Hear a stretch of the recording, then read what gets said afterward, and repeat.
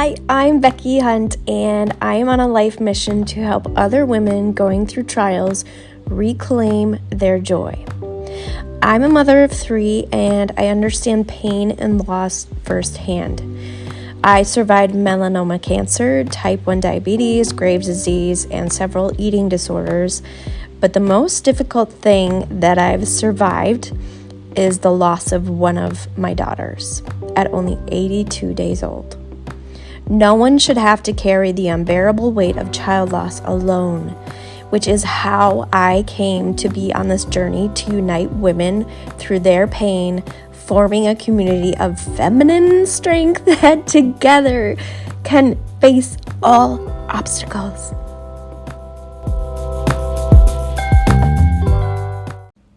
Hello, world. I am Becky, and normally I am making YouTube videos every week, but I've had this big, bold, brave dream of starting a podcast for the days that I really am passionate and want to talk about some deep stuff, but at the same time, I just don't want to be presentable. So I am here doing this podcast. So today I went on my Instagram stories and I asked the people what they wanted to hear on a podcast today. So here we are. I'm going to tell my story. And there's a lot to my story, so I don't know how far I'm going to get here, but I'm going to keep it short, sweet, but also include the things that are really, really important that I want you to hear. I guess it makes sense to tell my story first, which the last podcast I talked about my eating disorder, my childhood growing up with body image issues. So maybe not the best one to start with, but that's where I was at that day. And that's what I put on here. So today I'm actually going to tell you who I am, where I've been, and where I'm going, all the things. So I am Becky Hunt. Hello, hi. I'm glad you're here. I have a lot to share. I grew up in Minnesota, in Coon Rapids, Minnesota. It's just a little suburb of Minneapolis.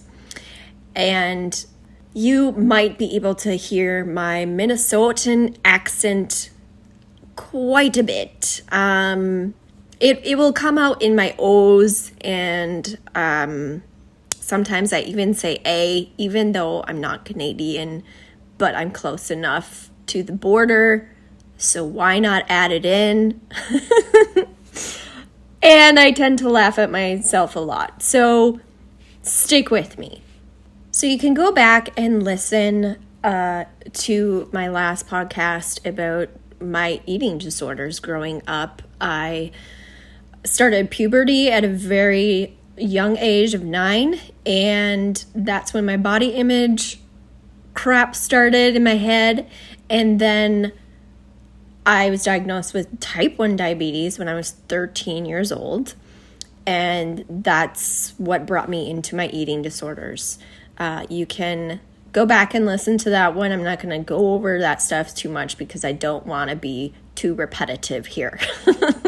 So, eating disorders after my type 1 diabetes diagnosis, and struggling with food, struggling with body image, struggling with just trying to fit in and feeling very different than everybody else. I was the kid that went to the nurse's office every time that I stuffed something in my mouth. I was the weird kid. At least that's how it felt. And I got laughed at a lot, poked fun at. You know what? It was high school, and high school just sucked. For me, at least. Anybody else? So my high school, I didn't do a lot of sports. I was in dance. I'm a clogger. If you don't know what clogging is, you can go to my Instagram and you can watch, because I have plenty of dance videos over there that I am mighty proud of. So dance is a huge part of me. Music was a huge part of me. I started taking voice lessons at the age of 12 and continued on until my senior year of high school. I was in all the choirs that I could be in, all the ensembles I could be in, just everything was music and dance for me. And so after high school, I had to make a decision of where I wanted to go to college. So I was super passionate about cooking and baking, and I was really passionate about music and creating music.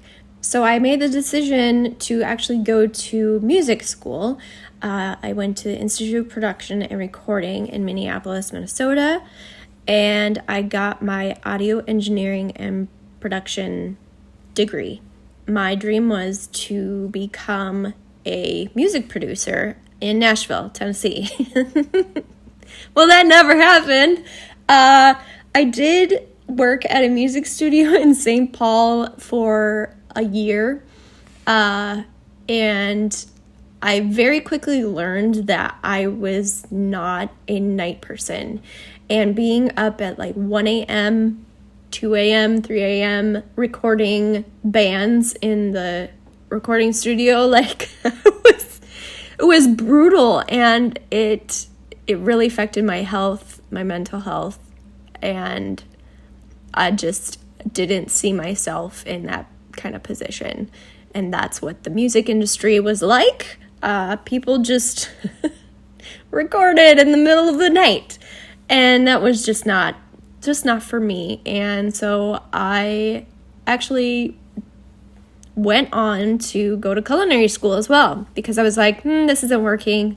I'm just going to do the other thing that I had a dream of at once in my life. So I went to culinary school, and I didn't learn a whole lot, to be honest with you. I learned more in my kitchen, learning things myself, than I did in culinary school, just being honest with you. But I did go. I can say that I went. So did anything good come out of college? Yes, I actually met my future husband in college. So we both got our degree. We were both music engineers, and we both got our degree at the same time. We graduated the same day. We were only friends in college, and it wasn't until a year after we graduated that we finally connected again on Facebook, and we met up for lunch, and lunch turned into 4 hours of laughing and telling stories and just enjoying each other's company and getting to know each other. And you guessed it, I fell in love with the dude. So he asked me to marry him. I married him, and then we didn't live so happily ever after. But we still love each other. We're still together. We have gone through many, many circumstances, a lot of battles, a lot of adversity together, and we're still together. We became pregnant with our first child in December of 2011. And halfway through my pregnancy, I actually found out that there was something wrong. The baby was measuring really large, and they were concerned. So they did further testing, like an amniocentesis, and found out that, hey, there's nothing actually wrong with. There's no extra chromosomes. There's none missing. There's nothing. Nothing came out from those tests. And they decided to do a fetal echocardiogram, which is a ultrasound to basically look closer at the baby's heart. And so we did that. And sure enough, our baby had a congenital heart defect called hypoplastic left heart syndrome. We also found out that same day that it was going to be a girl. And we had actually picked out a name. At whatever point we were going to have a girl, we knew that this was going to be her name. And that day we already knew her name, and her name was Gracia Lorraine. I love the name Grace, but I also love the Italian version, Gracia. And we called her Gracie for short. And Lorraine is my grandmother's first name that passed when I was 4 years old. So after we found out about her heart defect, we, met with cardiologists and doctors telling us what to expect when baby would arrive. We were told that she would have an open heart surgery the first week of her life. She would have several different surgeries further on in her life, and that we'd probably expect to be in the hospital for, 3 to 4 weeks before we could take her home after surgery. So we felt prepared. We felt, okay, this is going to be hard, but we're going to get through it, and we're going to have a baby, and it's going to be beautiful, a beautiful, beautiful baby girl. And so she came on August 2nd, 2012, after 35 hours of induction.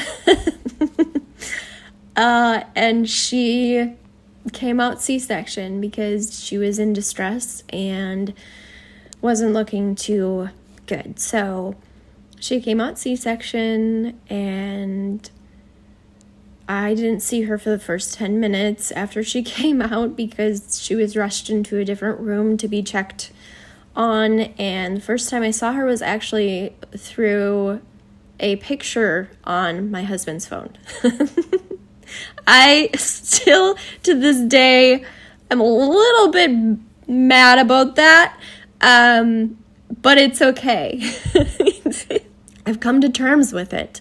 But I briefly got to hold her for a minute or two. I saw that she had dark brown hair and blue eyes, and she was just so beautiful. And recovery was extra hard from that surgery, just because there was so much stress and anxiety and so much going back and forth between the hospital that I was recovering at and the children's hospital.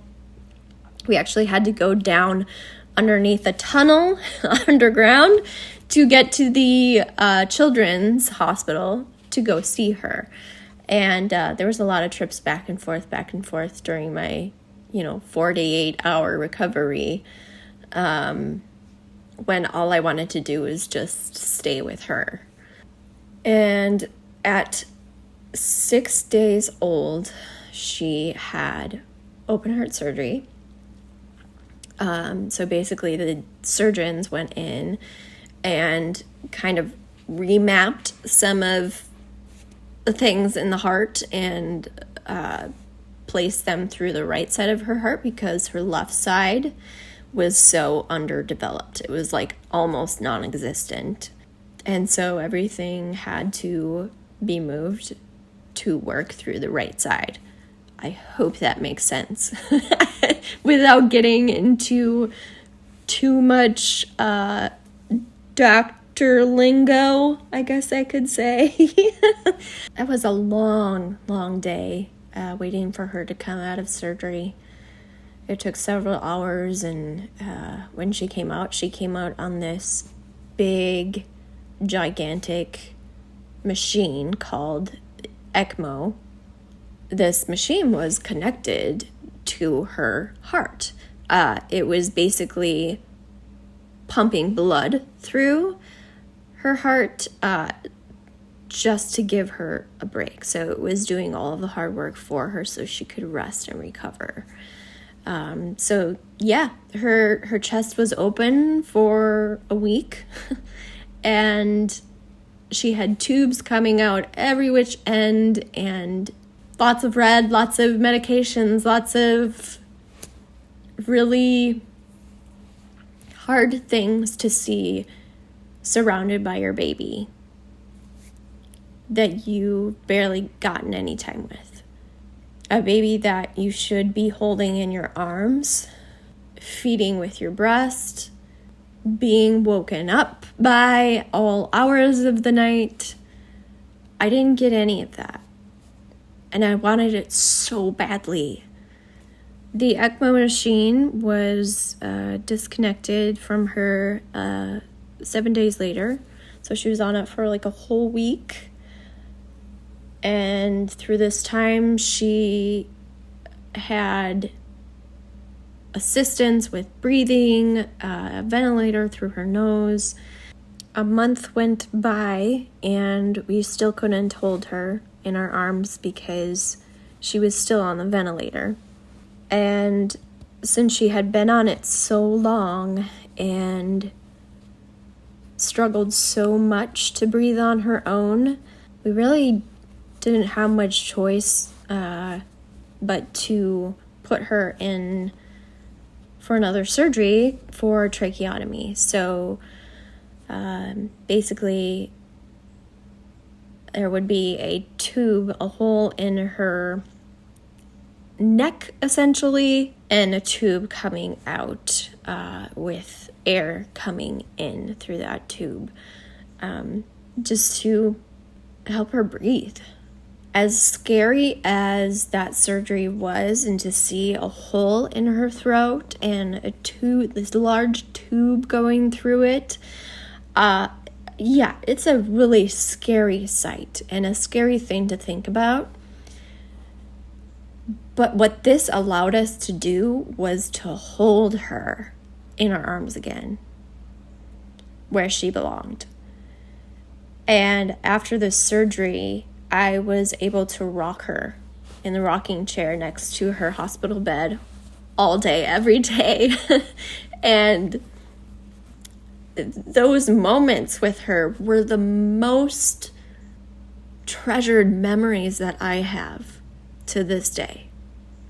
Because I got to see her finally grow and thrive and become this spicy, sassy personality that she was. And let me tell you that Gracie, she just lit up a room. And she was always surrounded by bright colors, especially pink. Like, oh my gosh, pink was her color. And I remember there's this thing that she used to do when she was laying in her hospital bed. She would reach out her hand for somebody's finger. And as she got older, she kept on doing that, just reaching up her hand for anybody to grab all the time. Even nurses said it to me, like, oh, she's always putting her arm up and grabbing, my finger, grabbing, an animal's soft ear, or just, having something in her hand. And I remember, like, since the first day she was born, I used to always put my finger in her tiny little hand. And she would just hold it so tightly all the time. She was so bright. She was so smart. She was so wise beyond her years.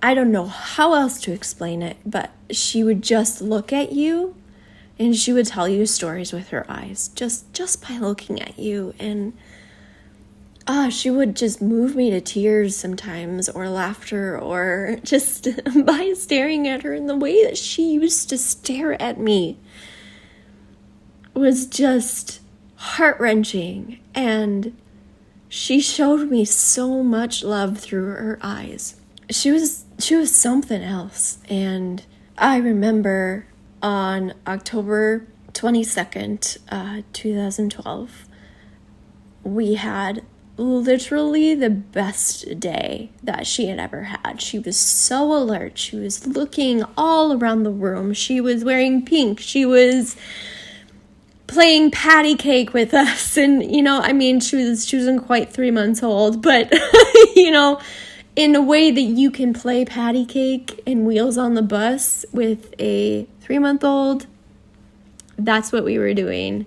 We were singing songs. We were reading stories. It was just a fun day, and my husband was there the whole day with us, and it was just like the three of us. At that point, we had gotten so comfortable with doing all of her cares ourselves and changing her trach and cleaning it. It was pretty cool. Like we were very ready to go home, and the doctors, started talking about, hey, let's make a date. Let's make a goal for Gracie to come home.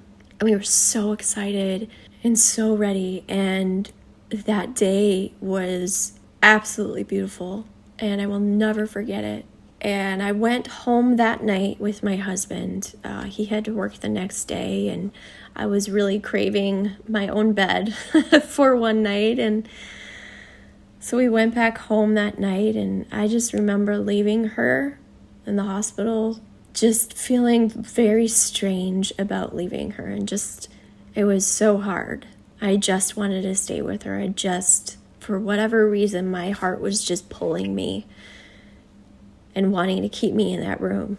But I went home, and I got a phone call at like 3 o'clock in the morning from Gracie's nurse, and she told me, hey, Gracie is not doing so well. You should come down.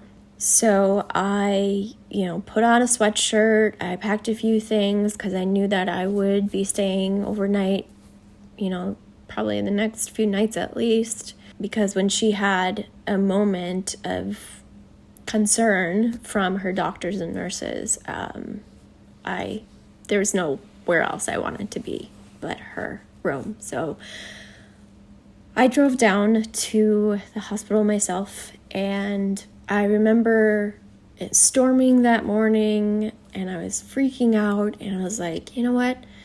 This is just God's way. This is just Gracie's way of telling us that she's not ready to go home yet. She's not ready for that. She still needs more time. And I was okay with that. But I do remember crying on the drive there and taking the elevator up to the 4th floor where her room was. And I walked in through the double doors, and there was somebody there to greet me, and they asked me if I was Gracia's mom. And I said, yes, I am. And she walked me down the hall toward Gracie's room and told me that they had been doing compressions for the past hour.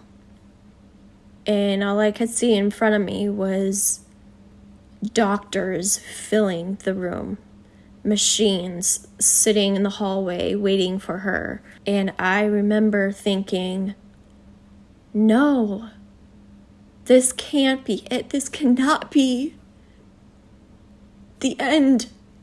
I need more time. I want more time. And I just remember sitting outside her room, watching through a window, because there wasn't any room for me in the room. They didn't want me there. I just remember looking through and seeing one of Gracie's amazing nurses with 2 fingers on her chest, just pumping and pumping and pumping. She looked like one of those CPR dolls that you practice on in the class. It was so difficult to see, and I remember calling my husband and not knowing what was going to happen in the next hour or so. I just told him, hey, you need to leave home. Come down to the hospital. You have to come now. And I also remember calling my mom and telling her, hey, Gracie's not doing well. Please come and be with me. And so they were both on their way while I was just left there in the hospital hallway just watching. And I remember the doctors coming out and consulting with me about what to do next. They had been doing compressions for an hour and a half, and they said, we cannot find any arteries to put her on life support. her heart is not beating. We would like you to make the call. And I still can't believe they asked me to do that.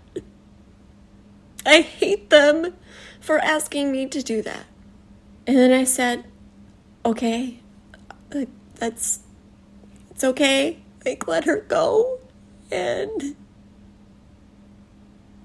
I just remember praying, God, just bring her back to me. And the next thing I know, they're wrapping her up, cleaning her up, and putting her in a blankie and disconnecting all of the wires that were connected to her for 82 days.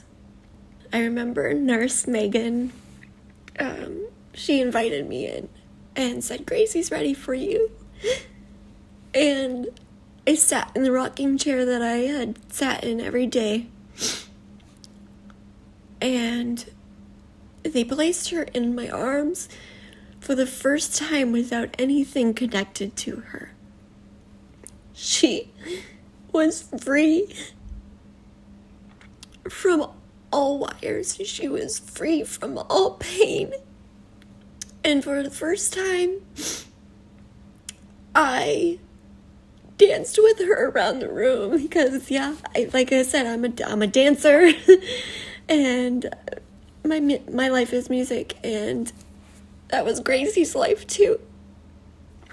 I always had music playing, or I was always singing to her. There was always music, and all I wanted to do was just dance with her. And so I danced around her room with her in my arms, growing colder and colder by the minute and bluer. And I remember my husband coming in to the room, and he looked at me confused because he didn't know that she had passed yet. And he came up to me and he looked at her and he's like, what is going on? What happened? He was confused at what he saw. And he saw there was no wires. He saw I was crying. And we were both just devastated. We had no words. We had nothing but heartache. And I also remember my mom coming in and her just saying, no. I remember my sister-in-law coming and just running out in the hallway and screaming.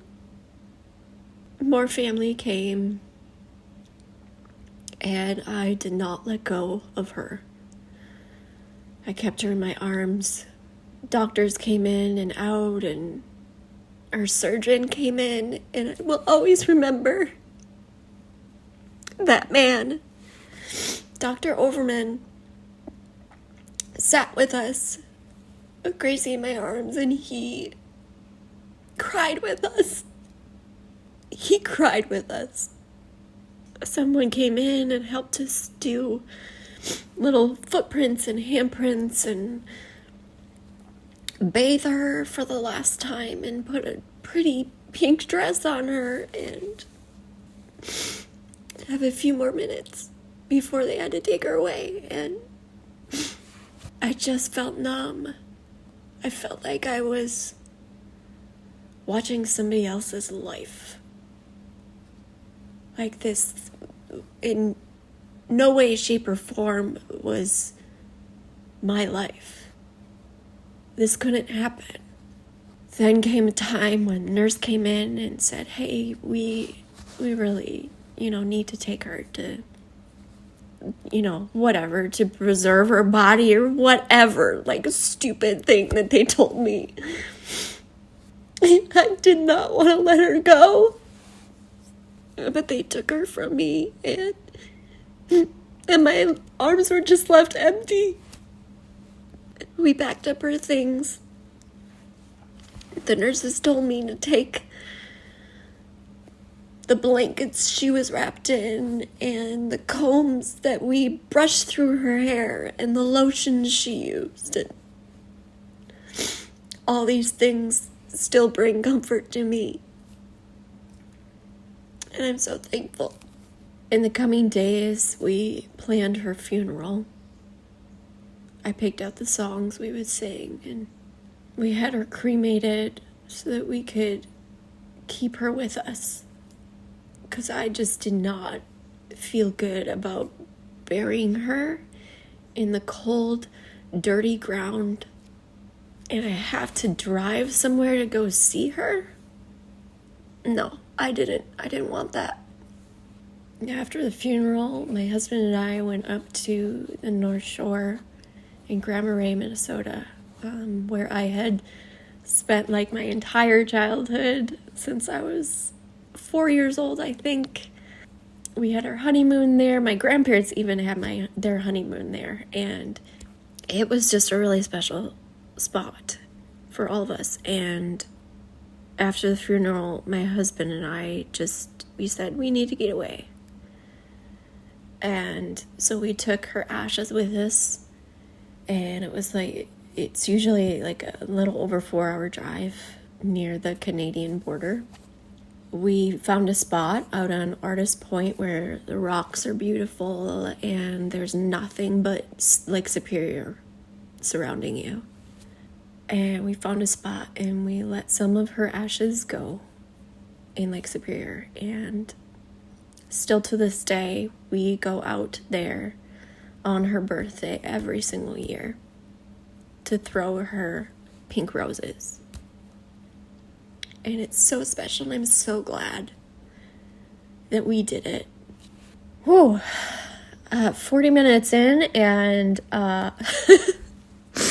we got real. That was real deep, friends. I'm just gonna keep on going with mine and Gracie's story in the next podcast. So I know this one was heavy, and I have so much joy and so much good that came out of Gracie's story, and I want to share that with you in my next podcast episode. I'm also writing my memoir right now as we speak. I have had so much grief and so much pain and discomfort and circumstances thrown at me that were just awful. And this was only the beginning, was Gracie. And I want to share that with you in the next one. So prepare to be inspired. Thanks for listening.